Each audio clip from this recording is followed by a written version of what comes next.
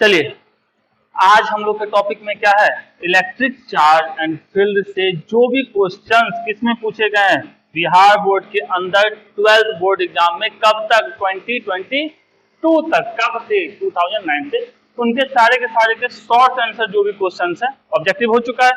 अब शॉर्ट की बात करते हैं, इसमें कुछ क्वेश्चंस हैं उसको हम लोग देखेंगे बारी बारी से। पहला हमारा इसके अंदर क्वेश्चन क्या है, हाँ पहला क्वेश्चन है principle of conservation of charge या explain the law of conservation of chart.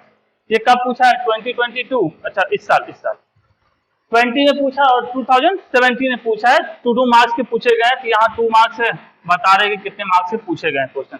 तो कंजर्वेशन ऑफ चार्ज हमारा क्या कहता है कि charge neither be created nor be destroy, charge को ना ही बनाया जा सकता ना ही नष्ट किया जा सकता है। इसे क्या कर सकते हैं, फ्रॉम वन बॉडी से दूसरे बॉडी के ऊपर, from one body to another body, इसको हम लोग क्या कर सकते हैं, सिर्फ ट्रांसफर कर सकते हैं। ठीक है, मतलब ये है कि न जिसको बना सकते हैं, जिसको सत्यानाश कर सकते हैं, उसका क्या कर सकते हैं, मतलब वो कुछ नहीं कर सकते हैं, वो हमेशा कांस्टेंट रहेगा, वो हमेशा यूनिवर्स में कांस्टेंट रहेगा। तो हम इसके बारे में लिखेंगे ऐसा कुछ। देखिए ये आपको कंप्लीट लिखोगे, आपको 2 आउट ऑफ 2 मिल जाएगा, तो आप इसका स्क्रीनशॉट लेके कॉपी में नोट कर सकते हो। सबसे पहली बात, इन्होंने इसका प्रिंसिपल को किसने डिस्कवर किया, तो बेंजामिन फ्रैंकलिन ने किया, पहला चीज। दूसरा जो हमने बोला कि charge can neither be created nor destroyed, ना ही इसे बना सकते हैं ना ही खत्म कर सकते हैं। इलेक्ट्रिक चार्ज ऑलवेज क्या रहता है, कंजर्व रहता है, किसके अंदर, यूनिवर्स के अंदर, जो कोई बनेगा ही नहीं, बिगड़ेगा ही नहीं, तो उसका क्या कर सकते हैं, कुछ नहीं कर सकते हैं। तो ये सिर्फ क्या हो सकता है, सिर्फ ट्रांसफर हो सकता है एक ऑब्जेक्ट से अनदर ऑब्जेक्ट के ऊपर, from one object to another. अब इसके एक एग्जांपल ले लेते हैं, जैसे ये एग्जांपल हमारा है, इसमें एक यूरेनियम लिया गया है 235 को। इसमें 92 किसको बताता है, एटॉमिक नंबर को बताता है। एटॉमिक नंबर क्या होता है, नंबर ऑफ प्रोटॉन्स होते हैं। ठीक है, अब ये इसका चार्ज है, अब यहाँ ये टूटेगा तो क्या बनाया, ये दोनों को बनाया, इसमें 56 और इसमें 36। अब यदि इस दोनों को जोड़ोगे तो ये टोटल कितना हो जाता है, 92 के बराबर। मतलब जितने थे चार्ज अभी भी उतने ही चार्ज बचे हुए हैं, 662 53 8 प्लस 1 92। तो ये हमारा एक एग्जांपल है, इसको चिपका दोगे, अच्छी बात है। दूसरा क्वेश्चन क्या कह रहा है, define volume density of charge. देखो डेंसिटी, चार्ज डेंसिटी 3 टाइप के होते हैं। पहला क्या होता है, लीनियर चार्ज डेंसिटी, दूसरा एरियल चार्ज डेंसिटी और तीसरा वॉल्यूमेट्रिक चार्ज डेंसिटी। तो इसमें याद करने के लिए क्या भैया, पहले डिस्ट्रीब्यूशन किया जाता है। यदि चार्ज को यदि एक लाइन में, जैसे एक लाइन के अंदर डिस्ट्रीब्यूट करते हैं और यहाँ पे जो चार्ज की डेंसिटी होती है पर यूनिट लेंथ के ऊपर, तो उसको बोलते हैं लीनियर चार्ज डेंसिटी। यदि इसको एक एरिया के अंदर डाल देते तो इसका डिस्ट्रीब्यूशन क्या कहलाएगा, हमारा एरियल चार्ज डेंसिटी। अब यदि किसी वॉल्यूम के अंदर डाल देते, ऐसा किसी वॉल्यूम के अंदर डाल देते चार्ज को, पूरा भरा पड़ा है, तो इसमें जो चार्ज का डिस्ट्रीब्यूशन होगा उसको बोलेंगे वॉल्यूमेट्रिक चार्ज डिस्ट्रीब्यूशन, और जो डेंसिटी होगी उसको बोलेंगे क्या, वॉल्यूमेट्रिक चार्ज डेंसिटी। सिंपल सा है, इसकी डेंसिटी को लीनियर चार्ज डेंसिटी, इसकी डेंसिटी को एरियल चार्ज डेंसिटी, और इसकी डेंसिटी को क्या बोलेंगे, वॉल्यूमेट्रिक चार्ज डेंसिटी। यदि हम पहले की बात करें तो इसमें चार्ज बाय लेंथ, लीनियर है, लंबाई है, अच्छी बात है। इसकी बात करते तो यह होता चार्ज बाय एरिया, और ये वॉल्यूम की बात करते तो क्या होता चार्ज बाय वॉल्यूम। तो तीनों आप याद रख सकते हो, चलिए अच्छी बात है। अब देखते हैं जो अपने को लिखना है, when A charge is distributed through out the volume, जैसे इसमें क्या है, पूरे वॉल्यूम में थ्रू आउट डिस्ट्रीब्यूट किया गया है, of a conductor, then amount of charge present per unit volume. अब किसी का पर यूनिट निकाला तो क्या करना पड़ता है, वॉल्यूम से डिवाइड कर दो तो पर यूनिट वॉल्यूम निकल जाता है। तो सिंपल सा क्या कहेंगे, Q by volume of the conductor is called क्या, वॉल्यूम डेंसिटी ऑफ चार्ज या चार्ज डेंसिटी ऑफ वॉल्यूम, एक ही बात है। तो इसको दूसरे लाइन में कहते हैं, तो वॉल्यूम चार्ज डेंसिटी क्या है, चार्ज पर यूनिट वॉल्यूम। अब इसको जैसे वहां लिखे क्यू बाई वी, यहाँ भी लिख लेते, क्यू का मतलब क्या, चार्ज, और वी का मतलब वॉल्यूम, चार्ज बटे वॉल्यूम, यहां भी लिखा जा सकता है। अब इसको छोटे से चार्ज के लिए लिखते तो कैसे लिखते, यहां भी ऐसा लिखते, ये लिखा जा सकता था D Q by D V. Small element की बात करते, अब इसका क्या पूछा, ऐसा यूनिट पूछा जाता है। ऐसा यूनिट क्या है, देखिए सिंपल से याद रखना चाहेंगे, इस ऐसा unit is coulomb per metre cube. चलिए तीनों का ऐसा यूनिट की बात करते, इसके ऐसा यूनिट की बात करते, चार्ज का क्यू और लेंथ का मीटर, मतलब कूलम पर मीटर। इसकी बात करते तो चार्ज का कूलम और एरिया का मीटर स्क्वायर, मतलब कूलम पर मीटर स्क्वायर। अब वॉल्यूम की बात करते हैं, वॉल्यूम से डिवाइड करना है, क्यू बाई वी है ना हमारा, क्यू बाई वी है, तो क्यू का चार्ज क्यू का सी और वॉल्यूम का मीटर क्यू, तो सिंपल सा लिखते हैं कूलम पर मीटर क्यू। तीनों का ध्यान में रखिएगा, ऑब्जेक्टिव में पूछा जाता है बहुत ज्यादा। चलिए इसको आप लोग क्या कीजिएगा, स्क्रीनशॉट लेके रखिएगा और कॉपी में नोट कीजिए। ये हमारा क्वेश्चन कब कब पूछा है, 21 में, 19 में, 12 में, 16 में, 18 में, अच्छा खासा, मतलब एक ही क्वेश्चन को 4 तरीके से पूछा गया है। क्या पूछा गया है, defined electric flux on the surface, अच्छी बात है, डिफाइंड इलेक्ट्रिक फ्लक्स या defined the term electric flux, right it's SI unit, या बोला गया what do you understand by the flux of electric field. लिखने का तरीका 4 है, लेकिन आंसर क्या है, चारों का एक ही होना है। तो इसमें जो सबसे ज्यादा पूछ रहा है, जैसे इसके बारे में पूछा जाए, इसी को हम लोग देखते हैं, सब में चिपका डालना है। क्या होता है इलेक्ट्रिक फ्लक्स, सिंपल था कि किसी सरफेस के, ये हमारे पास एक सरफेस है, ठीक है, इसके नॉर्मल का मतलब क्या है, ऐसा कुछ इसके नॉर्मल जाएगा, इसके नॉर्मल कितने इलेक्ट्रिक फील्ड लाइंस पास कर रही है, उसी को बोला जाता है इलेक्ट्रिक फ्लक्स।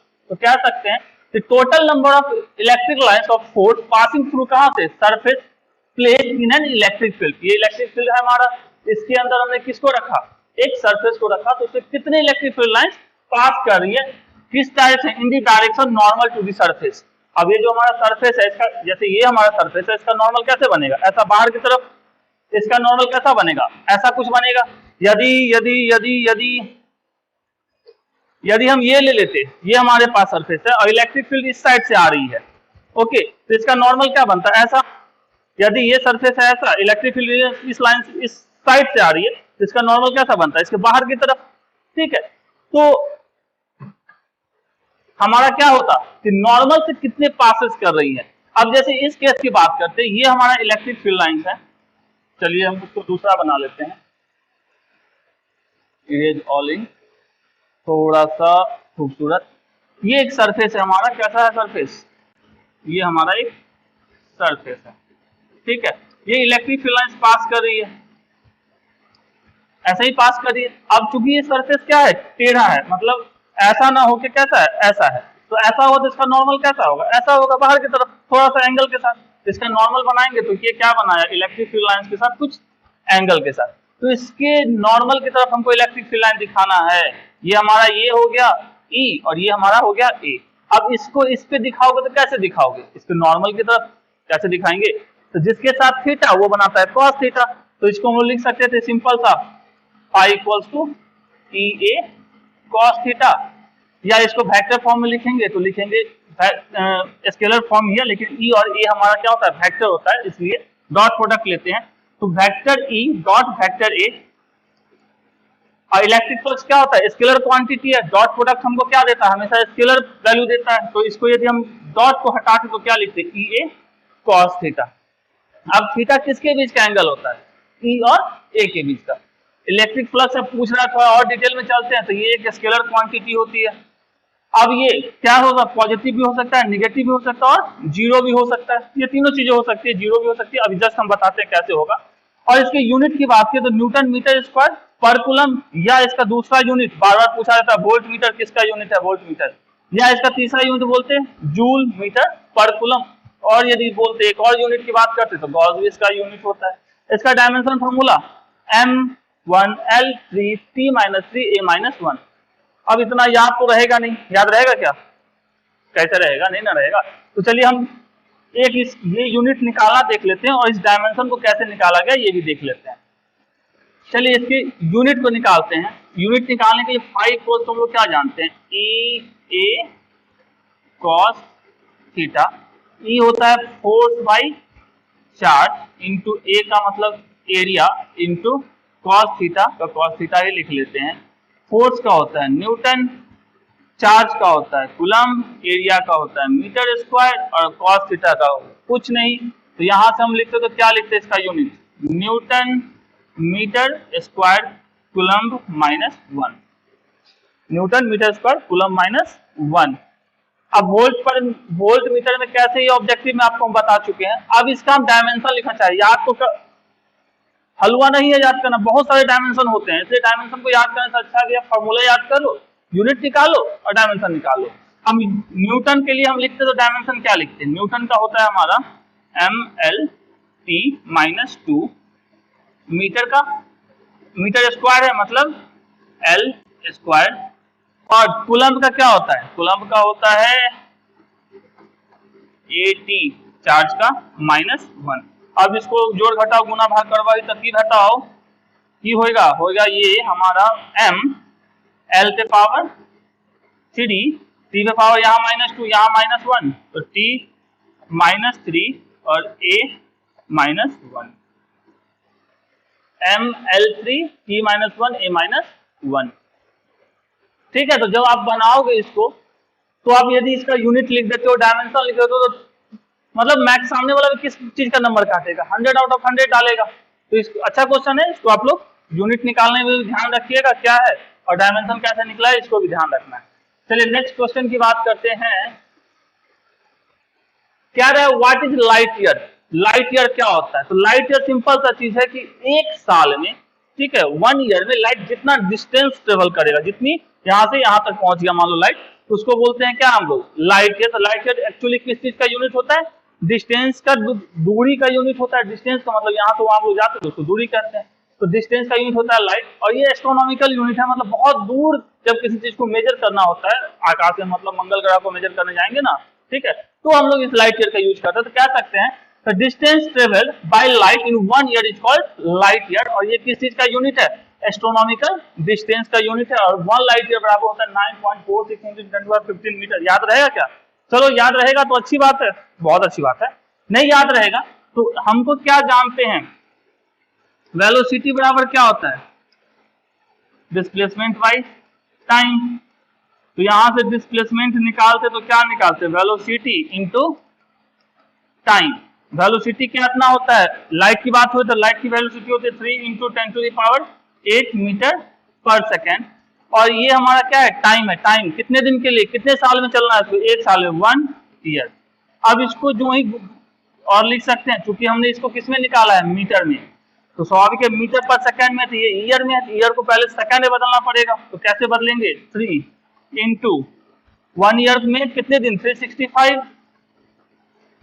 एक दिन में कितने घंटे, 24 घंटे, एक घंटे में कितना मिनट, 60 मिनट, और 60 मिनट, और एक मिनट में कितना सेकंड, 60। सबको गुना भाग कर दोगे तो हमारा आंसर में कितना आ जाएगा, इतना मीटर। ठीक है, तो अब याद रख लो, छोटा सा टर्म है, इतना बैठे गुना, जब फुर्सत रहेगा याद नहीं रहेगा तो गुना कर लीजिएगा, वरना चिपका डालिए। चलिए नेक्स्ट हमारा क्वेश्चन है, what do you mean by the intensity of electric field. Electric field की इंटेंसिटी से आप क्या समझते हैं, क्या समझते हैं, कुछ और समझते होंगे। सिंपल सा इसको ऐसे समझ सकते हैं, इलेक्ट्रिक फील्ड में किसी यूनिट पॉजिटिव चार्ज के ऊपर जो फोर्स लगता है, किसके ऊपर, यूनिट पॉजिटिव चार्ज के ऊपर, उसी को क्या कहा जाता है, उसका इलेक्ट्रिक फील्ड की इंटेंसिटी कहते हैं। तो कह सकते हैं कि force exert on a unit positive charge placed at a point, कहां पे, इलेक्ट्रिक फील्ड में, is called the electric field intensity of that point. उस बिंदु का क्या है, उस पॉइंट का इलेक्ट्रिक फील्ड इंटेंसिटी कहते हैं। तो इलेक्ट्रिक फील्ड इंटेंसिटी जब वेक्टर साइन नहीं लगाओगे तो इतना लिखेंगे, यदि वेक्टर साइन का लगाओ, चूंकि चार्ज हमारा क्या होता है, स्केलर क्वांटिटी है, इसके ऊपर वेक्टर सेक्टर नहीं लगेगा, तो हम इसको ऐसा लिख सकते हैं। अब ये हमारा क्या, इलेक्ट्रिक फील्ड इंटेंसिटी एक वेक्टर क्वांटिटी है, यहां भी दिख रहा है वेक्टर है, इससे तो टिक्की लगा हुआ है, तो वेक्टर क्वांटिटी है। अब इसका यूनिट क्या होता है, फोर्स का न्यूटन और चार्ज का कूलम, तो लिख सकते हैं न्यूटन पर कूलम, न्यूटन पर कूलम। और दूसरा भी इलेक्ट्रिक फील्ड का निकालेंगे कभी, यदि ऐसा आया, जब पोटेंशियल हम लोग देखेंगे ना, पोटेंशियल इसके बाद का जो चैप्टर है उसके अंदर आपको ये हम बताएंगे, क्वेश्चन है आपको पूछे हुए, वोल्ट पर मीटर इलेक्ट्रिक फील्ड का क्या चीज यूनिट कैसे होता है। चलो E = -dV/dx, तो dV के लिए वोल्ट, अब dx के लिए मीटर, वोल्ट पर मीटर ऐसे होता है। चलिए अब इसका यदि हम क्या निकाले हैं, डायमेंशन फॉर्मूला, तो लिखो तो इतना लिख दो सामने वाला भी सोचता रहे। अब डायमेंशन फॉर्मूला याद होगा क्या, नहीं होगा, चलिए निकाल के देख लेते हैं। किसका निकालना है, इसका निकालना है। तो हमारे पास क्या है, न्यूटन पर कूलम, चार्ज का कूलम, इसका हमको डायमेंशन निकालना है। न्यूटन का होता है हमारा MLT 2 और कूलम का क्या होता है ए टी। अब इसको जोड़ घटा गुना भाग करेंगे, क्या आएगा हमारा एम एल, ये ऊपर जाएगा तो टी -3 ए -1, एम एल टी -3 ए -1। तो याद नहीं रखना है डायमेंशन फॉर्मूले को, किसको याद रखना है, फॉर्मूले को, डायमेंशन फॉर्मूला याद नहीं रखना है, ठीक है। यूनिट भी याद रखने की जरूरत नहीं यदि आप फॉर्मूला याद रखते हो तो। चलिए आगे देखते हैं। चलिए और दूसरा लाइन था, इंटेंसिटी ऑफ इलेक्ट्रिक फील्ड किससे रिप्रेजेंट किया जाता है, ई से, या वेक्टर ई से लिखो, क्योंकि इलेक्ट्रिक फील्ड क्या होता है, वेक्टर क्वांटिटी होती है। चलिए आप स्क्रीन पर लिख लीजिए। नेक्स्ट क्या कह रहा है, what is electric dipole.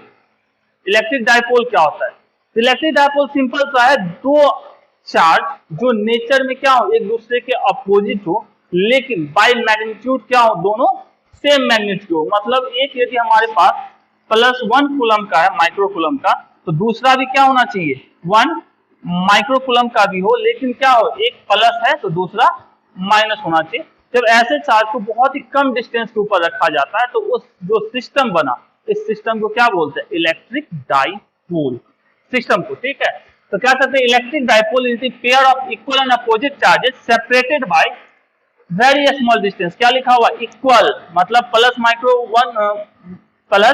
Microcoulomb, और यहाँ भी क्या है 1 माइक्रोकूलम, यहाँ भी 1 माइक्रोकूलम, लेकिन क्या है अपोजिट चार्ज, मतलब एक प्लस होगा तो दूसरा माइनस हो, सेपरेटेड कहाँ, वेरी स्मॉल डिस्टेंस, बहुत ही कम दूरी पर रखा जाएगा। तो अब चूंकि ये इलेक्ट्रिक डाइपोल में नेट चार्ज की बात करें तो इसके ऊपर कितना 1 माइक्रोकूलम और इस पे कितना -1 माइक्रोकूलम, तो दोनों क्या है एक दूसरे का अपोजिट है, ये दोनों को जोड़ते तो हमको क्या मिल जाता, लड्डू। तो कह सकते हैं एक के ऊपर इतना, तो दोनों के जोड़ेंगे तो कितना मिलेगा, 0 मिलेगा। दूसरा चीज, अब डाइपोल के कारण जो फील्ड बनता है उसको क्या बोलते हैं, डाइपोल फील्ड। अब फील्ड तो बनेगा ना, अब फील्ड कैसा बनता है, या प्लस वाला इससे क्या होगा, बाहर की तरफ निकलता है, और माइनस वाले में आता है, तो यहां से प्लस वाले से यहां आएगा, ऐसे ऐसे ऐसे कुछ ऐसा प्लस वाले से निकलेगा। तो यदि आप जब बनाते हो इसको लिखते हो, एक फिगर सिंपल सा ये वाला खींचोगे, वो सब तो ठीक है, कौन सा वाला, ये वाला एक फिगर खींचोगे, इसमें एक -q चार्ज रहेगा, एक +q चार्ज रहेगा, और दोनों के बीच का डिस्टेंस क्या रहेगा, 2a लिखेंगे। और अगला हम लोग पढ़ेंगे इलेक्ट्रिक डाइपोल मोमेंट, उसमें पता चलेगा ये प्लस माइनस क्या जरूरत है। तो क्या ध्यान रखना है, इक्वल होने चाहिए चार्ज और अपोजिट नेचर के होने चाहिए, इसके कारण जो फील्ड बनेगा उसको बोलेंगे डाइपोल फील्ड। और टोटल जो चार्ज होता है इलेक्ट्रिक डाइपोल के ऊपर वो क्या होता है, शून्य होता है, 0 होता है, ठीक है। लेकिन फील्ड 0 नहीं होता है, ये भी ध्यान रखना है, फील्ड इज नॉट 0। अच्छी बात है। चलिए अगला चलते हैं। ये हमारा क्या, write two properties of electric lines of force. Electric lines of force की 2 विशेषताएं बताएं। व्हाइट के ऊपर क्या मजा आएगा, चलिए ब्लू से लिखते हैं। सबसे पहला क्या है, electric lines of force start from कहां, positive charge and ends on the कहां, नेगेटिव चार्ज। यहां देखोगे तो ये पॉजिटिव चार्ज हमारा, यहां से सब क्या होती है, स्टार्ट होती है, और खत्म कहां पर जाके होती है, जो नेगेटिव वाला चार्ज होता है उस पर जाके खत्म होती है। ये जावत है और इस पे क्या है, आवत है। यहां भी देखोगे इलेक्ट्रिक डाइपोल का बना हुआ है, इलेक्ट्रिक डाइपोल में क्या प्लस वाले से निकला और कहां जा रहा है, माइनस वाले पे। तो प्लस से हमेशा क्या होगा, निकलेगा, और माइनस पे, इसमें भी देखोगे क्या हुआ भाई, इसमें भी यदि हम देखते हैं तो ये प्लस वाला है, ऊपर में जो लिखा हुआ है क्या है, प्लस वाले हैं, और नीचे जो लिखे गए हैं वो क्या है, माइनस वाले। तो प्लस वाले से निकला है और माइनस वाले की तरफ गया है, पहली बात। दूसरी बात क्या कह रही है कहानी में, दूसरा कहता है electric lines of force always enter और leave the charge surface normally. अब चार्ज सरफेस के ऊपर हमेशा ये कैसे काम करेगा, नॉर्मल निकलेगा। जैसे यहां देखोगे ये भी नॉर्मल, मतलब क्या है, इसके ऊपर एक इस पॉइंट के ऊपर यदि हम नॉर्मल यदि खींचेंगे तो कैसा खिंचाएगा, ऐसा खिंचाएगा, यहाँ पे खींचेंगे तो ऐसा खिंचाएगा, इस पॉइंट पे ऐसा खींचेंगे, इस पॉइंट पे ऐसा खींचेंगे, नॉर्मल ऐसा ही खींचते हैं ना। यदि कोई हमारे पास सरफेस है, मान लो ये हमारा सरफेस है, ठीक है, कोई चार्ज सरफेस है, तो इलेक्ट्रिक फील्ड लाइंस हमेशा कैसे, इसके ऊपर ऐसा ऐसा हमेशा क्या होंगी, इसके ऊपर नॉर्मल ही रहेगा सरफेस के ऊपर, चाहे वो सरफेस जैसा भी हो। यहाँ भी देखो नॉर्मल है, यहाँ भी नॉर्मल है, वहां भी सब जगह क्या है, नॉर्मल है। तीसरा पॉइंट क्या रहा है हमारा, इलेक्ट्रिक लाइन पूछा तो दो ही था ना, टू प्रॉपर्टीज पूछा है, तो आप लोग देख लो क्या जाता है, याद जितने रहे उतनी अच्छी बात है। Electric lines of force can never intersect each other. यहाँ देख रहे हो प्लस वाले से निकला माइनस वाले में गया, क्या एक दूसरे को कहीं काट रहा है, नहीं काट रहा है। इसका मतलब क्या है, नेवर इंटरसेक्ट, कभी भी इंटरसेक्ट नहीं करती। ये क्वेश्चन भी पूछा जाता है कि क्यों नहीं करती है, अब क्यों नहीं करती है वो आगे देखेंगे। तीसरा, the tangent to the line of force at any point give the direction of the electric field at that point. अब इसके ऊपर कहीं किसी पॉइंट पे, इलेक्ट्रिक फील्ड लाइंस के ऊपर किसी भी पॉइंट पे यदि हम टेंजेंट खींचे, ये हमारा क्या है इसका टेंजेंट, तो ये किस चीज को बताएगा, इस पॉइंट पे इलेक्ट्रिक फील्ड की इंटेंसिटी को बताएगा। तो यहाँ यदि हम खींच लेते, कहाँ कहाँ, चलो यहाँ खींच लिए, यहाँ यदि टेंजेंट खींचेंगे तो ये यहाँ का बताएगा, ये E1 है, ये हमारा यहाँ का E2 बताएगा। तो यही हमारा फोर्थ लाइन कह रहा है। तो समझ में आया वो थोड़ा बहुत, तो इसको आप ध्यान में रखेंगे। इसके दो पॉइंट्स आपसे पूछे गए, आप चार याद रखो। नेक्स्ट क्या कर रहा है, Gaussian surface contains three charges this and this, evaluate the net electric flux to the surface. अब एक गॉसियन सरफेस के अंदर बोल दिया है, क्या बोल रहा है कि -q चार्ज है, +2q चार्ज है और -q चार्ज है। तो बताइए electric flux through the surface क्या होगा। अब गॉसियन सरफेस के अंदर नेट चार्ज कितना है, नेट चार्ज बराबर क्या हो जाएगा, -q +2q और माइनस बराबर कितना, 0। Electric flux phi equal to क्या जानते हैं, q/ε0 q नेट।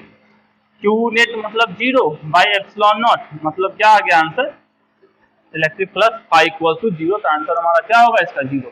तो आप सीधे ई नहीं लिख के आना है, आपको लिख के क्या आना है, ऐसे तो नहीं वाली फिगर बना दीजिए, नेट चार्ज लिख दीजिए, phi equal to electric flux phi equal to q/ε0। अब नेट चार्ज हमारा कितना है, 0/ε0 मतलब 0, कहानी खत्म। 18 में पूछा है, अच्छी बात है। नेक्स्ट हमारा क्या रहा है, write down the unit and dimension of permittivity of free space. Permittivity of free space, permittivity free space का क्या होता है, ε0 से दिखाते हैं, इसकी वैल्यू कितनी होती है 8.855 × 10⁻12 ये वैल्यू होती है, ये तो आपको याद रखना है। अब सवाल हो गया ये यूनिट का, बार बार पूछा जाता है, ये तो बार बार पूछा गया है। F/m, F में सबको डाउट होता है किस चीज का, भैया F हमारा फोर्स है।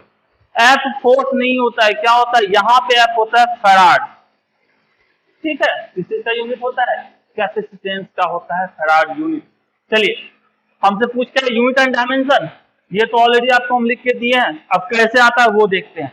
चलिए अब सबसे पहली बात आपको कुछ याद होगा, F इक्वल टू हमारा क्या होता है 1/4πε0 Q1 Q2 divided by r²। पढ़े हैं, जिस किसका हमको निकालना है, इस ε0 का निकालना, तो उसको एक तरफ बाकी सबको दूसरी तरफ। तो ε0 बराबर लिखना चाहेंगे तो लिखेंगे 1/4π × Q1 Q2 divided by r² × 1/f। ये चूंकि नीचे था तो ये इस साइड आएगा तो ऊपर, और जो ऊपर था वो इस साइड आएगा तो नीचे। क्योंकि इसका कोई यूनिट नहीं होगा, इसका होगा, चार्ज है दोनों, तो दोनों का यूनिट क्या होगा, कूलम्ब स्क्वायर होगा। चार्ज है दोनों, तो दोनों का यूनिट क्या होगा, कूलम्ब स्क्वायर। एक कूलम्ब दूसरा कूलम्ब मतलब कूलम्ब का स्क्वायर।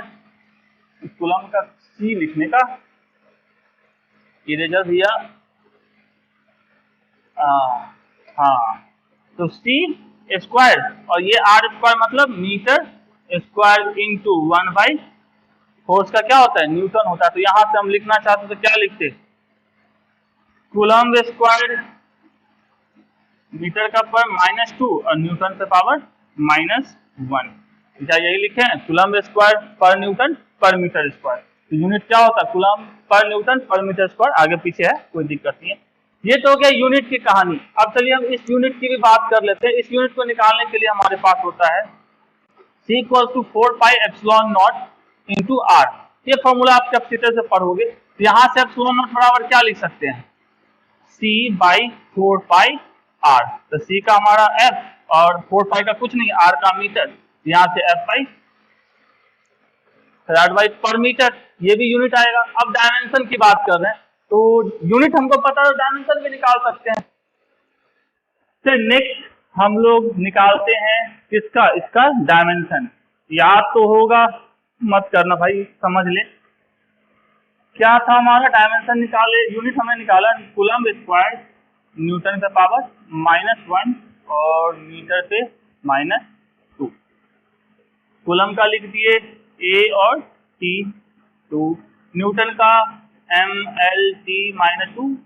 कुछ चीजों का याद रखना है, पावर -1 और मीटर के लिए L पावर -2। एक लाइन और बढ़ा लेते हैं, A का 2 पावर अंदर आएगा, दोनों को ऊपर आएगा, इसका हो जाएगा M पे पावर -1, L पे पावर -1 और T पे पावर +2 और यहाँ से L पे पावर -2। अब सबको एक साथ लिख लो, M पे पावर -1, L पे पावर यहाँ -1 है, यहाँ है तो L पे पावर -3, T पे यहाँ 2 है, T पे यहाँ 2 है तो T पे पावर 4 और A पे पावर 2। क्या इतना आया, M-1 L-3 T4 A 2।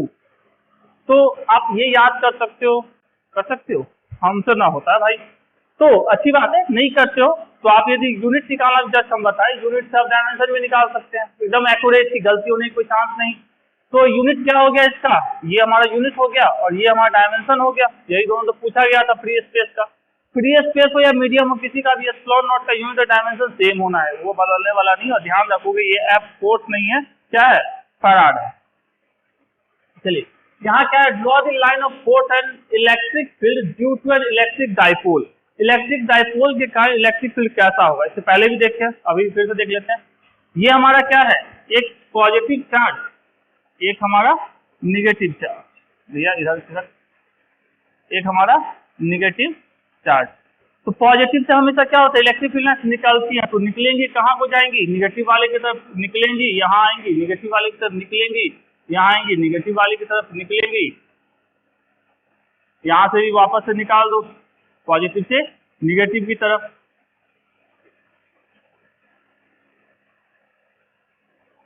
निकाल दो, जितना चाहे उतना निकाल दो, यहाँ भी, यहाँ भी, यहाँ भी, यहाँ भी। इससे हमेशा क्या होगा, बाहर ही जाएगा और इस पे हमेशा आना ही है, ठीक है। तो सेम ये फिगर भी हमारा वही है कि भैया पॉजिटिव से निकल रहा है, निगेटिव को जा रहा है, घूमता फिरता। तो खूबसूरत तरीके से बनाइएगा, मेरे जैसा कोटा कोटा नहीं कीजिएगा। प्लस से निकलेगा, यहाँ पे आप सिंपल सा लगा लेते, क्या लगा लेते, प्लस क्यू, यहाँ माइनस क्यू, एक ही बात है। नेक्स्ट क्या कह रहे हैं, 11 नेक्स्ट क्वेश्चन क्या कह रहा है, draw line of force of electric field due to system of 2 equal point charges. देखिए इंग्लिश मीडियम के क्वेश्चन में बैंक के अंदर आपको सिर्फ ये बोला कि 2 इक्वल पॉइंट चार्जेस, वहां ये क्लियरली नहीं किया है उसने कि पॉजिटिव चार्ज या निगेटिव चार्ज, ठीक है। तो आप दोनों में से कोई भी बना डालो, लेकिन हिंदी मीडियम में क्लियरली लिखा है कि वहां पे पॉजिटिव चार्ज होना चाहिए। तो अपन दोनों की बात कर लेते हैं।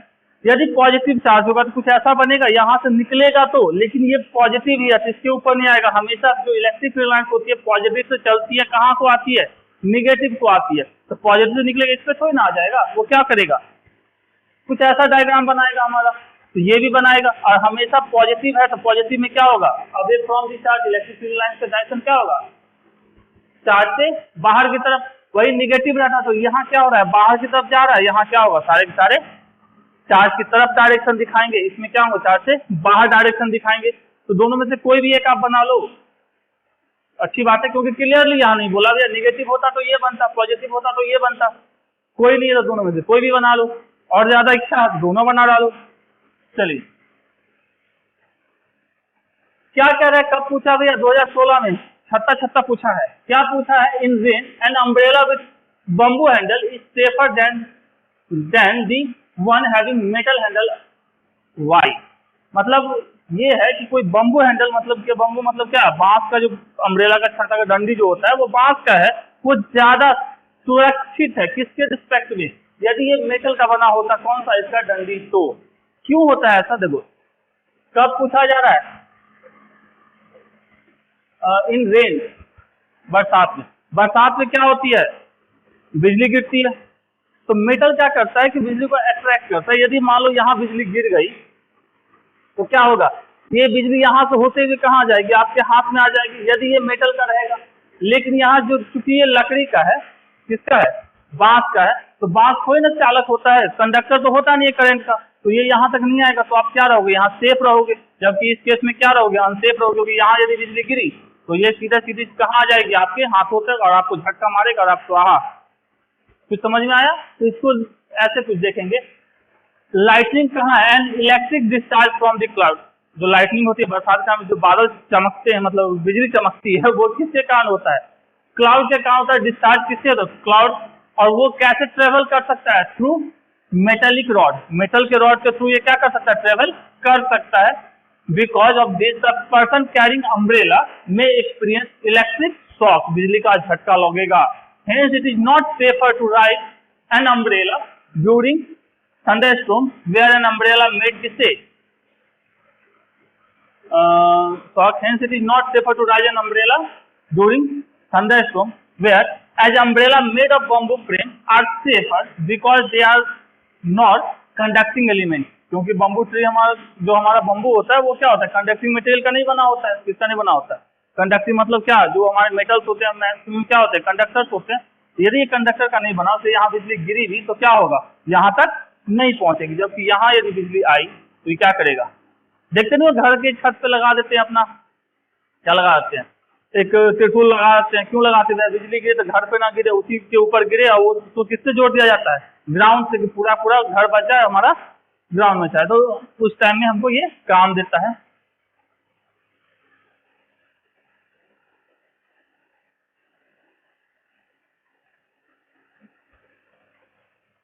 नेक्स्ट हमारा क्या कह रहा है, defined electric dipole moment and right it's SI unit. Electric dipole moment क्या होता है, देखिए क्या होता है।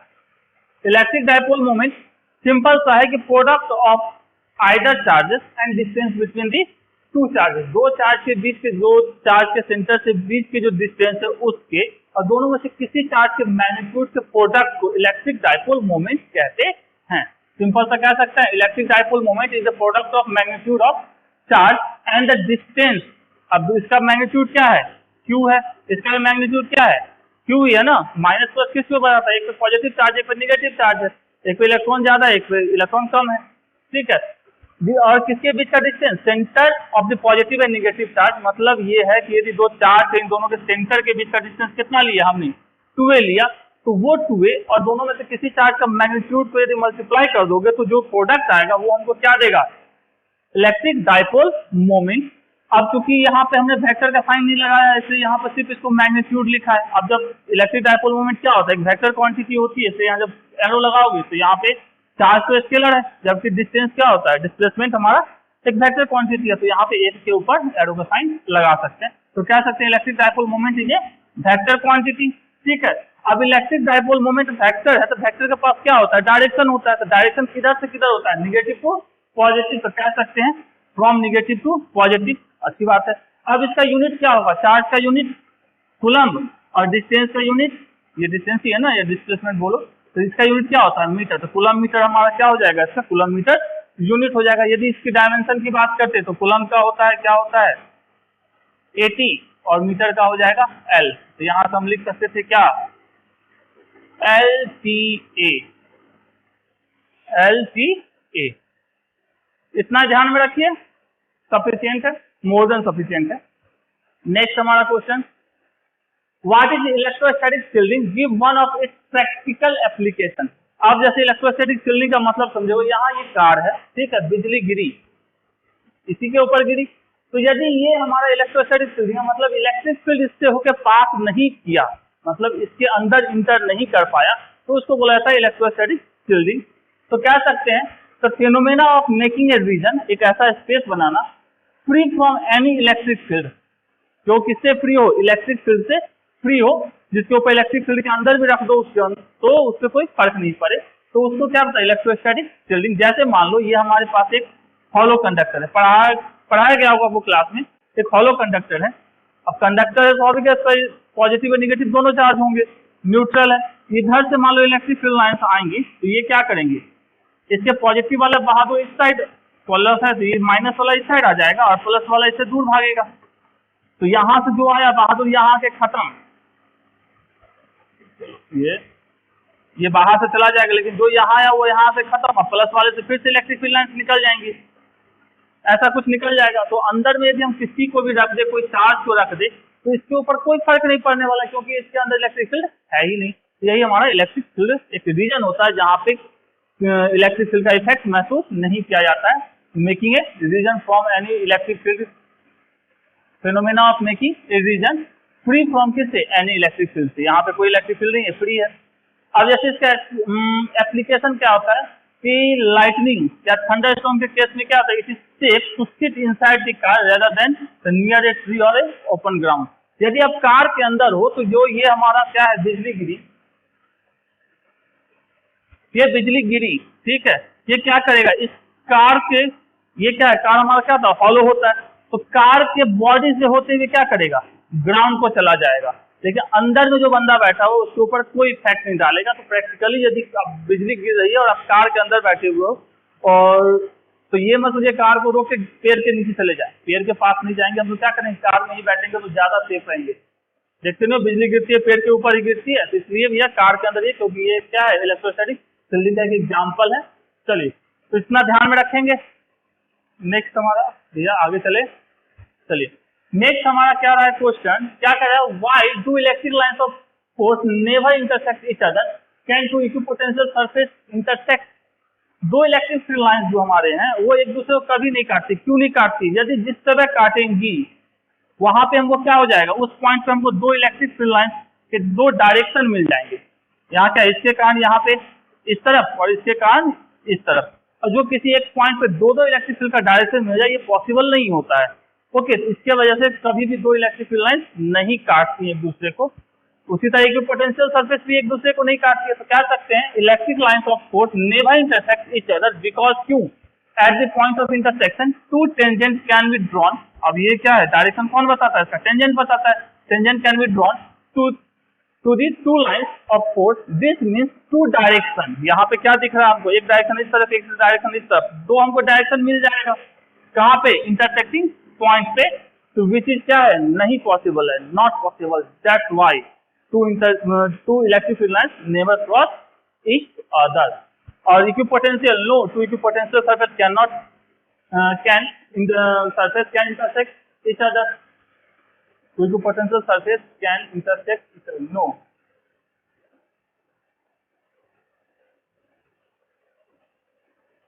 ठीक है, तो आपके दो इक्विपोटेंशियल सरफेस भी क्या करते हैं, इंटरसेक्ट नहीं करते हैं।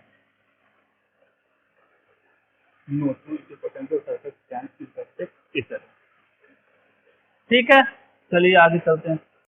चलिए, क्या कह रहा है, drive an expression for the torque experience by electric dipole in external electric field. External electric field में यदि एक इलेक्ट्रिक डाइपोल को रखा जाएगा तो उसमें जो टॉर्क आएगा उसका एक्सप्रेशन बताइए। टॉर्क मतलब किसी को जो घुमा दे वो क्या क्या लाएगा, इसका टॉर्क क्या लाएगा।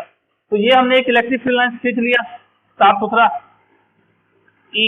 अब इसमें हमने क्या किया, एक इलेक्ट्रिक डाइपोल रखा, यहाँ पे माइनस क्यू वाले को, यहाँ पे प्लस क्यू वाले को रख दिया, हमारी इच्छा रख दिए। अब चूंकि ये इलेक्ट्रिक जो हमारे डाइपोल है वो कितना बना रहा है, थीटा एंगल बना रहा है, किसके साथ, इलेक्ट्रिक फील्ड के साथ। और दोनों के बीच का डिस्टेंस क्या माने थे, पिछले में ही देखे हैं, इलेक्ट्रिक डाइपोल 2a मान लिए। अब इलेक्ट्रिक डाइपोल मोमेंट तो हम लोग जानते हैं P equal to Q into क्या होता है, 2a। अच्छी बात है, हमको निकालना क्या है यहाँ पर टॉर्क। टॉर्क क्या होता है, फोर्स इंटू परपेंडिकुलर डिस्टेंस। अब यदि यहाँ पे बात करें इसके ऊपर फोर्स की, तो इसके ऊपर फोर्स किस तरफ लगेगा, इस तरफ, और इसकी वैल्यू क्या होगी, Q इंटू E। और इसके ऊपर फोर्स लगेगा इस तरफ, इलेक्ट्रिक फील्ड के अपोजिट डायरेक्शन में, वो भी क्या होगा, Q इंटू E होगा। अब इस दोनों फोर्स के बीच परपेंडिकुलर डिस्टेंस, मतलब इसके ऊपर ही परपेंडिकुलर चला और इसके ऊपर ही परपेंडिकुलर चला, तो कितना डिस्टेंस होगा। अब यहाँ से चलाओगे तो इधर, तो इसको हम क्या कहते, थोड़ा सा पीछे ऐसे डॉटेड खींच लेते हैं, और इसके ऊपर परपेंडिकुलर, ये भी परपेंडिकुलर, ये भी परपेंडिकुलर। फोर्स कितना है, Q इंटू E। तो और क्या होता है, electric force into perpendicular distance, तो फोर्स हमारा है Q इंटू E। और परपेंडिकुलर डिस्टेंस मतलब यहाँ से यहाँ तक का डिस्टेंस कितना, देखो ऐसे ट्रायंगल में ये हमारा क्या है, थीटा दिए के रखा है, ये हमारा 2a है, तो ये हमको निकालना है, तो हम लोग लगा लेते हैं साइन थीटा बराबर क्या होगा, ये हमारा यदि थीटा है तो ये b बनेगा, ये हमारा p बनेगा, ये हमारा h बनेगा, तो हम लिख सकते हैं साइन थीटा बराबर p बाई h, और p हमारा निकालना है तो p बराबर हम क्या लिख सकते हैं h साइन थीटा, और h की वैल्यू कितनी है 2a साइन थीटा। तो यहाँ से परपेंडिकुलर डिस्टेंस हमको निकल गया कितना 2a साइन थीटा, यहाँ लिख लेते हैं 2a साइन थीटा। अब थोड़ा सा इसमें करते हैं q इंटू 2a, तो इधर e sine theta, q into 2a क्या होता है, इलेक्ट्रिक डाइपोल मोमेंट, मतलब p, e का e रखे, साइन थीटा का साइन थीटा रखे, तो टॉर्क हमारा क्या हो गया pe साइन थीटा। यदि और लिखना चाहे क्योंकि टॉर्क हमारा वेक्टर क्वांटिटी है, तो टाउ इक्वल टू क्या हो जाएगा, vector p cross vector p। अब इसके यदि हम बात करें यूनिट की, तो यूनिट हमारा क्या है, ये फोर्स है, इलेक्ट्रिक फोर्स है मतलब न्यूटन, और ये क्या परपेंडिकुलर डिस्टेंस मतलब न्यूटन मीटर, तो यहाँ से लिख सकते हैं न्यूटन मीटर। डायमेंशन लिखना चाहे तो डायमेंशन लिख सकते हैं, न्यूटन का क्या होता है mL/t-2 और मीटर का होता है L, ये हमारा हो जाएगा mL²t-2, mL²t-2। थोड़ा सा बहुत ही आसान है, 2 नंबर के लायक ही है, तो आप जहां भी लिखना चाहो यूनिट और डायमेंशन लिखते चलो, ज्यादा अच्छा लगता है। चलिए अब क्या रहा है, write two basic properties of electric charge. 2 basic properties आपको किसका बताना है, इलेक्ट्रिक चार्ज का बताना है। अच्छी बात है, हम यहाँ 3 आपको बताते हैं। तो बेसिक प्रॉपर्टीज इलेक्ट्रिक चार्ज के पहला है additive nature of charge. Charge को सिंपल मैथमेटिक्स, सिंपल अलजेब्रा जो होता है उसके हिसाब से जोड़ा जा सकता है, उसका पहला एडिटिव नेचर होता है। मतलब यदि कोई बॉडी है हमारे पास, ठीक है, इसमें Q1 चार्ज है, Q2 चार्ज है, Q3 चार्ज है, तो नेट चार्ज इसके ऊपर क्या होगा, Q नेट बराबर लिख सकते हैं Q1 plus Q2 plus Q3, और भी रहता तो और को भी लिखते हैं, तो कह सकते हैं charge can be added by simple rule of algebra, मतलब Q equal to Q1 Q2 Q3 इतना तक चिपकाइए, अच्छी बात है। क्वांटाइजेशन ऑफ चार्ज, ये क्या है कि भाई किसी बॉडी के ऊपर चार्ज किसके कारण आता है, due to transfer of electron, या तो इलेक्ट्रॉन आएगा या इलेक्ट्रॉन जाएगा। इलेक्ट्रॉन आया तो क्या होगा, निगेटिव चार्ज बॉडी कहलाएगी, इलेक्ट्रॉन गया तो पॉजिटिवली चार्ज बॉडी कहलाएगी, यही होता है ना। तो इलेक्ट्रॉन आना और जाना, इलेक्ट्रॉन कभी आधा पौन अधूरा तो जाएगा नहीं, जब भी जाएगा तो क्या जाएगा, 1 जाएगा, 2 जाएगा, लाख जाएगा, 5 लाख जाएगा, 5 करोड़ जाएगा, ऐसा जाएगा ना। तो क्वांटाइजेशन ऑफ चार्ज क्या कहता है, electric charge on a body is not a continuous quantity. मतलब कंटिन्यूअस का मतलब क्या, 1.1 1.2.3 ऐसा या 2.4 ऐसा नहीं होता है, ठीक है। क्या होता है, continuous quantity, but it is a integral multiple of charge of 1 electron. Integral multiple होता है, इंटीजर्स के मल्टीपल होता है। यहाँ पे हम लिख सकते हैं Q equal to plus minus N E, यहाँ पे n क्या होते हैं, इंटीजर्स होते हैं, जैसे 1 हो गया, 2 हो गया, 3 हो गया, 4 हो गया, dot dot dot dot dot, ये इंटीजर्स होते हैं। ऐसा कभी n की वैल्यू नहीं आएगी। एक क्वेश्चन भी आपसे पूछे हुए है कि बताइए इस चारों में से कौन सा वैल्यू n के लिए सही है, तो n के लिए सही क्या है, 1 2 3 4 आता तो सही होता, 1.2 या 2.3 n की वैल्यू आ जाएगी तो गलत हो जाएगा। तो उसमें एक ऑप्शन था वही पॉइंट में, बाकी सब 1 2 3 4 करके ही लिखा गया था।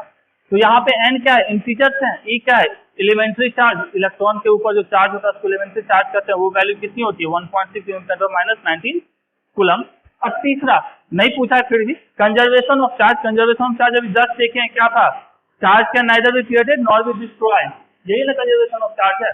इसके बारे में लिख सकते हैं, पहले लिखा गया आपको, तो 2 आप याद रखिए। नेक्स्ट क्या कह रहा है, what is electric charge. Electric charge क्या होता है, इलेक्ट्रिक चार्ज यदि किसी बॉडी के पास चार्ज है तो इसको यदि हम उठा के इलेक्ट्रोमैग्नेटिक फील्ड में, यहाँ पे इलेक्ट्रिक फील्ड और मैग्नेटिक फील्ड दोनों हो, वहां यदि हम रख देते हैं तो क्या होगा, उसके ऊपर फोर्स क्या होगा, वो फोर्स को फील करेगा। यदि वो फोर्स को फील करता है तो इसका मतलब वो बॉडी चार्ज है, यदि वो फोर्स को फील नहीं करता तो बॉडी चार्ज नहीं है। तो कह सकते हैं सिंपल सा, electric charge is a property carry by substance due to which it can experience क्या चीज, a force when placed in a electromagnetic field. Electromagnetic field के अंदर जब डालेंगे तो वो फोर्स का अनुभव करेगा, महसूस करेगा, उसी को हम लोग क्या बोलेंगे, क्या बोलेंगे, वो बॉडी हमारा क्या है, चार्ज है, उसकी प्रॉपर्टी है किसी भी सब्सटेंस की। अब चार्ज कितने टाइप के होते हैं, अब लिख ही रहे हो, आप पूछ रहे हैं चार्ज तो कम से ये तो लिखोगे। तो चार्ज हमारे दो टाइप के होते हैं, पहला पॉजिटिव चार्ज, दूसरा निगेटिव चार्ज। पॉजिटिव चार्ज का मतलब क्या है, उसके ऊपर से बॉडी कहीं गया है, घूमने गया है, मतलब क्या सकते हैं, due to lack of electron, electron की कमी हो गई है, मतलब बॉडी के ऊपर से इलेक्ट्रॉन कहीं चला गया है। निगेटिव चार्ज का मतलब क्या, एक्सेस ऑफ इलेक्ट्रॉन, मतलब बॉडी के ऊपर इलेक्ट्रॉन कहीं से आया है, तो हम क्या बोलेंगे उसको, एक्सेस ऑफ इलेक्ट्रॉन। अब चार्ज का यूनिट क्या होता है, कूलम होता है, डायमेंशन 80, अभी बहुत बार यूज कर चुके हैं। कितना लिख डाला, तो लाइट झिंगा लाला। चलिए 18 हो गया हमारा, 19 की बात करते हैं, क्या है भैया, चलिए थोड़ा सा और देखते हैं, 19 की बात बाद में करेंगे। सीजीएस यूनिट बार बार पूछा जाता है, सीजीएस यूनिट हमारा क्या होता है, स्टेट कूलम, या ये आपको थोड़ा सा नॉलेज बढ़ाने के लिए है, या इलेक्ट्रोस्टैटिक यूनिट ईएसक्यू, ईएसक्यू भी ऑब्जेक्टिव पूछे हुए, स्टेट कूलम भी पूछे हुए। तो 1 कूलम बराबर होता है 3 × 10⁹ स्टेट कूलम या ईएसक्यू ऑफ चार्ज। अब इसी को यदि हमको 1 स्टेट कूलम लिखना होता तो क्या करते, इसको नीचे लेके चले आते, ऐसे 1 कूलम बाय दिस, तो ये हमारा इतना हो जाता। तो ये हमारा किस चीज को बताया, किधर गया भैया, हाँ इतना। तो चार्ज का सबसे छोटा यूनिट क्या होता है, स्टेट कूलम, ध्यान में रखिएगा। एक और यूनिट होता है अदर यूनिट, जिसको फैराडे कहते हैं। 1 फैराडे इक्वल्स होता है 96500 कूलम। ये आप केमिस्ट्री में शायद पढ़ते होगे, ठीक है। तो 1 फैराडे बराबर इतना कूलम। और चार्ज का सबसे बड़ा यूनिट कौन होता है, लार्जेस्ट यूनिट, फैराडे। अब फैराडे क्या होता है, सिर्फ थ्योरी वाले क्लास के लिए अच्छा है, अभी यहीं पे चलते हैं, तो मतलब ये एक्स्ट्रा के लिए है। चलिए क्या करें, what is the limitations of Coulomb's law, या tell the situation in which Coulomb's law is applicable. दोनों क्वेश्चन सेम ही है, दोनों के कहने का मतलब ही एक ही है। अब इसके सवाल का जवाब देखते हैं। लिमिटेशंस क्या है, पहला लिमिटेशन क्या रहा है, this law is true only for stationary charge not for moving charge. यदि कोई बॉडी पे जो चार्ज है वो क्या हो, रुका हुआ, रेस्ट में रहेगा, क्योंकि हम लोग कौन सा टॉपिक में चार्ज के बारे में पढ़ते हैं, इलेक्ट्रोस्टैटिक्स में, मतलब इलेक्ट्रॉन रेस्ट कंडीशन में होगा, तो ही ये न्यूटन कूलम्स लॉ क्या है, वैलिड है। कूलम्स लॉ इलेक्ट्रोस्टैटिक्स में पढ़ते हैं ना। दूसरा क्या है, it is this rule is true only for this point charge. किसके लिए वैलिड है, सिर्फ पॉइंट चार्ज के लिए। चार्ज का मतलब साइज बड़ा हो जाएगा तो वैलिड नहीं होगा, कहानी कुछ और हो जाएगी। और ये this rule does not apply to distance less than कितना, 10⁻⁻15 मीटर। अब किसी एटम के अंदर यदि हम घुसते, 10⁻15 का मतलब क्या, किसी एटम के अंदर घुसने की बात करेंगे तो उस टाइम में हमारा क्या हो जाएगा, ये कहानी वैलिड नहीं होगी। थोड़ा मिनिमम डिस्टेंस कितना, इसके बाद ही हमारा कूलम्स लॉ वैलिड होता है। चलिए अच्छी बात है। ये क्वेश्चन क्या है, state and explain the superposition principle of electric field. Electric field के सुपरपोजिशन प्रिंसिपल को आप बताइए। अब देखो, यदि हमारे पास कोई यहाँ पे इस पॉइंट पे हमको क्या निकालना है, इलेक्ट्रिक फील्ड निकालना, किसके कारण, अलग अलग बहुत सारे चार्ज हैं, Q1 Q2 Q3 Q4, तो इसके कारण हमारा यहाँ पे इलेक्ट्रिक फील्ड यदि ये प्लस है तो क्या बनेगा, इस तरफ यदि मान लो ये माइनस है तो इसका इलेक्ट्रिक फील्ड का डायरेक्शन कैसा होगा, माइनस में कुछ इस तरफ। इसका यदि ये भी प्लस है तो इसका इस तरफ बनेगा, और यदि ये हमारा क्या है, मान लो ये भी प्लस है तो इसका इलेक्ट्रिक फील्ड का डायरेक्शन कैसा बनेगा, ऐसा। तो ये हमारा हो गया E3 के लिए, ये हमारा हो गया E4, ये हो गया हमारा E1, और ये Q1 के लिए किधर है, इधर है, ये हमारा हो गया E2, ठीक है। तो इस पॉइंट पे जितने भी चार्ज है इसके आसपास, सबका इलेक्ट्रिक फील्ड जो होगा उसका वेक्टर सम सुपरपोजिशन कहलाता है। तो कह सकते हैं electric field intensity due to क्या है, सेवरल चार्जेस, मतलब बहुत सारे charges at a point is equal to the vector sum of intensities. मतलब इसका इंटेंसिटी ये इस सब का क्या है, वेक्टर सम है, स्केलर नहीं है, मतलब 1 + 1 = 2 नहीं करने का, ये स्केलर चीजें होती है।